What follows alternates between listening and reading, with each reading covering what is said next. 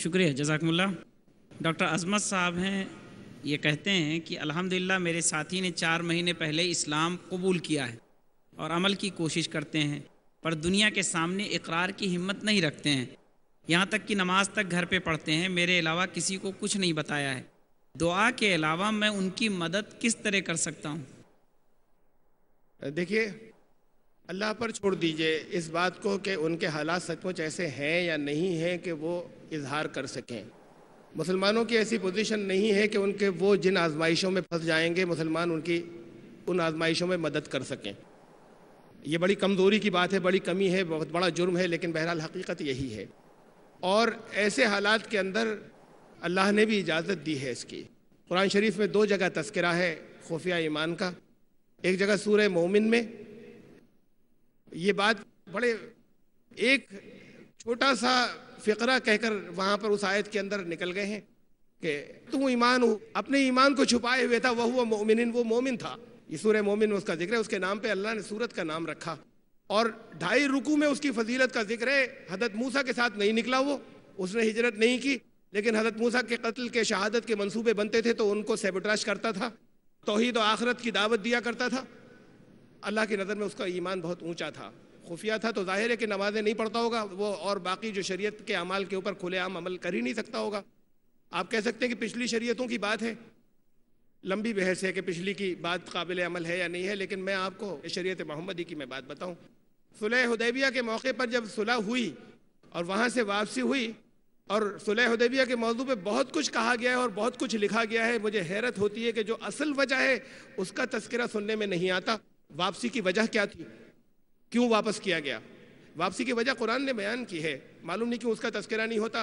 اس کے بعد جوق در جوق، فوج در فوج لوگ ایمان لائے، یہ اس کی برکات تھیں، یہ وجہ نہیں تھی۔ وجہ قرآن نے بتائی، اس موقع پہ سورہ فتح نازل ہوئی تھی، اور وہاں اللہ نے پہلے تو وہاں یہ فرمایا وَلَوْ قَاتَلَكُمُ الَّذِينَ كَفَرُوا لَوَلَّوُا الْأَدْبَارَ ثُمَّ لَا يَجِدُونَ وَلِيًّا وَلَا نَصِيرًا۔ اگر آج لڑائی ہو جاتی تو یہ پیٹ پھیر کر بھاگتے اور ذلت میں شکست ہوتی ان کو۔ اب لڑائی ہو جاتی تو شکست ہوتی۔ کعبے کو 360 بتوں سے پاک نہیں ہونے دیا جا رہا، اسلامی اسٹیٹ قائم نہیں کی جا رہی، اور بڑے سخت حالات میں جس وقت صحابہ کرام جو ہے وہ سوالیہ نشان بن گئے تھے رسول اللہ صلی اللہ علیہ وسلم کے سامنے، ایسا کبھی نہیں ہوا، ایسے سخت حالات آ گئے اور پھر بھی واپس کیا گیا۔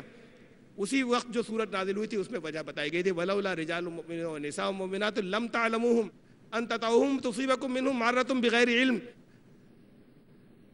اگر ان کا پاس نہیں ہوتا کہ جو کچھ خفیہ ایمان لانے والے جو ہیں وہ مکے میں پھنسے ہوئے ہیں، اب یہ سن 6 ہجری کی بات ہے، ہجرت کے بعد ہجرت نہیں کی انہوں نے، اللہ نے فرمایا لم تعلموا، نبی تم انہیں نہیں جانتے، تو لو تزیلوا لعذبنا الذین کفروا منهم عذابا الیما، تو ہم ان کو ذلت آمیز شکست دیتے، ان کو اگر ان کا پاس تھا کہ تمہارے ہاتھوں مارے جائیں گے، تم ان کو کافر سمجھ کے مار دو جنگ کے موقع پر، ان کی طرف سے لڑنے آ جائیں گے، تمہارے ہاتھوں پامال ہو جائیں گے۔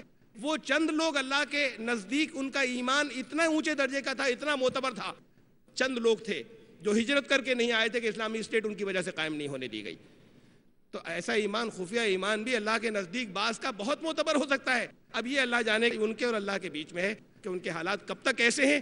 آپ خفیہ طور پہ جتنی مدد کر سکتے ہو وہ کریں، اور اللہ سے ان کے لیے دعا کریں بس۔ جزاکم اللہ۔ ایک بہن ہے خان صالحہ مقبول، جو ٹیچر ہیں پیشے کے لحاظ سے، وہ پوچھتی ہیں کہ ویدوں میں اگر آپ صلی اللہ علیہ وسلم کے بارے میں پیشین گوئی تھی اور وحدانیت کی تعلیم ہے تو پھر کیوں ہندو مذہب کے لوگ مورتی پوجا کرتے ہیں؟ وید ہندوؤں کے گھروں میں نہیں ہوتے، ان کو ایک زمانے سے ان کے گھروں سے نکال دیا گیا ہے اور چھپایا گیا ہے۔ وہ دور جو کبھی کہلاتا ہے ان کے ہاں تاریخ کے اندر ویدک کال، ویدک یگ، جب وید گھروں میں ہوا کرتے